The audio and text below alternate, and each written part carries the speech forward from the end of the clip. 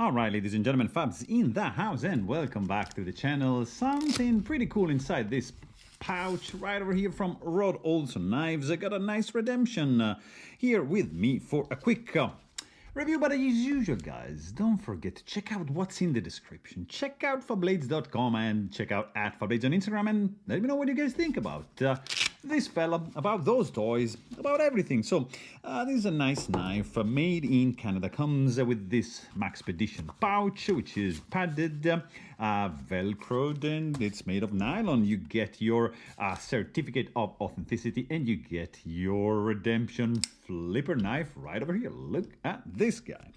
It's 19.5 centimeters. You get pretty much 9 centimeters blade with a 8 centimeter cutting edge. Overall handle is going to be 11.5. I'm not going to do any size comparison because some of you guys complained about that. So I'm not going to do for this knife. I mean, just kidding.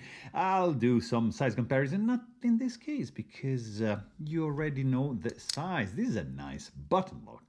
It is made in Canada by Rod Olson. It is the JV Redemption. This JVO design, pretty cool. This is a tanto blade. You get some nice materials going on. Look at this marble carbon fiber going on, kind of camo kind of pattern going on. You have titanium handles. You have titanium custom pivot with some anodization going on. Two blue anodized screws are holding together this set of carbon fiber scales onto overlay. I would say not really inlay, but for these titanium slabs, you can actually see that there is no internal milling to reduce the weight. You have, I don't know if you can see the holes from the screws, of course. You have that screw right up top, which is just sticking out a little bit. The down here is fine. Of course, I was saying this is a button lock. So basically how it works, you have like a spring-loaded button right over here, which clears the path of the blade from that notch. So right over here, it just comes up and the blade is just locked in. Push it and this is just free to get into the close position. And when you release it, now can't really see because the everything, the action is going on underneath. But this is also like the detent. So when this guy goes back, look at the button, click, it just goes in place, locks the blade, kind of not really locks because you can't pull it. Whereas here, it's locked. You can't go back. We have to push the button. So right here you can, that's why you can break the detent just flipping right there, or you can just break the detent just by pushing and just doing like that. So that's a pretty fidgety one for sure. Really, really chubby one. There's no weight reduction. It's pretty thick. But actually feels good in the hand. So being that small, kind of like utility knife, it's good that as a chubby handle, you get a good grip with this fella right over here. You have some chamfering going on around on the edge. There is no chamfering going on the inside. It's not too sharp, but still there's nothing, there's no extra finish there. You have like this faux bolster, kind of like a groove going on, which shows the raw titanium underneath the stone-washed scales, which are nice. We have a tip-up carry-only pocket clip, dual tone satin flats, blue anodized grooves, blue ano clip. You get a half of a sphere right over here, kind of like in the kind of tote bag style. Works pretty well, actually, I have to say.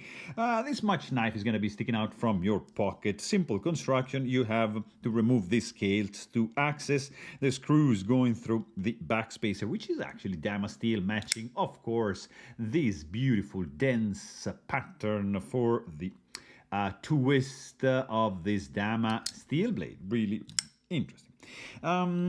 Everything else, it's looking good. The design is solid. You have a pretty chunky blade, guys. This is like 3.86 millimeters. Behind the edge, this thing is going to be 0.71 millimeter. You have a compound grind, hollow here, flat here, harpoon. There's no jimping going on. You have the Olson logo deeply engraved onto the blade, nicely etched Dama steel. The blade has a pretty cool grind.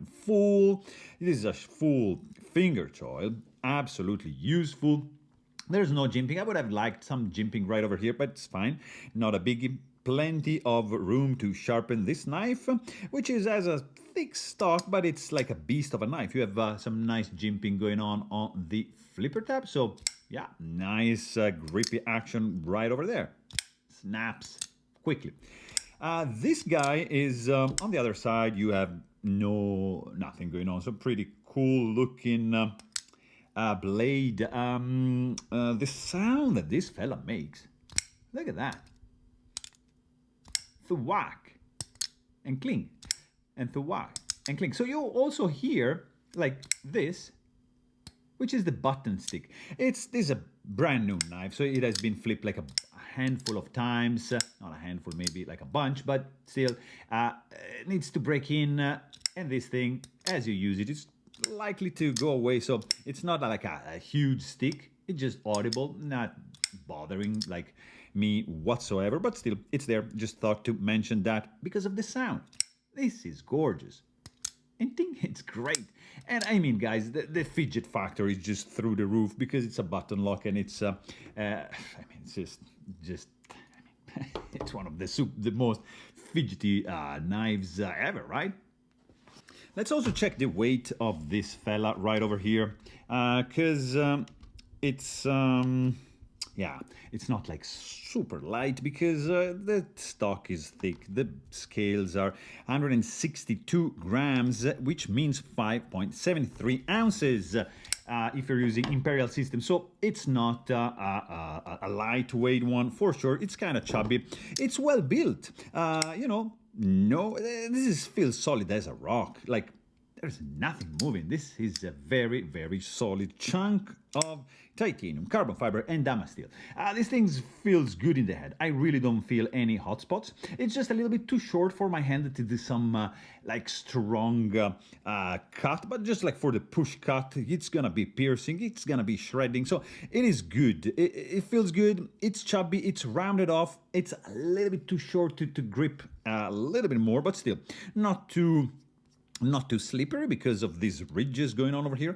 Backspacer and the thick slabs of titanium are contributing to get like something really not flexing. This is a beast of a knife. It's well put together. The tolerances are nicely done. This is a handmade knife by one guy, and I have to say it's nicely made. It's not perfect. There are some little things that, I mean, blade is centered, but if you see, I can kind of touch the blade, so it's not like super safe. With my fingertip I can deploy, you see, I can even snag like that. So I mean, that's a little thing. There's no jimping. It's a little bit chubby, it's a little bit heavy, but the sound is amazing. The fidgetability is great. The ergo is nice. The design, I love it. I mean, it's a pretty cool one, guys. Let's be honest. And the price, I was saying, it's around like 1,200-1,300 bucks. So not a cheap one, but still, the work is there. The materials are there. It's a good one. So there you have it, guys. Really hope you guys enjoyed this video. Thanks for watching and stay tuned.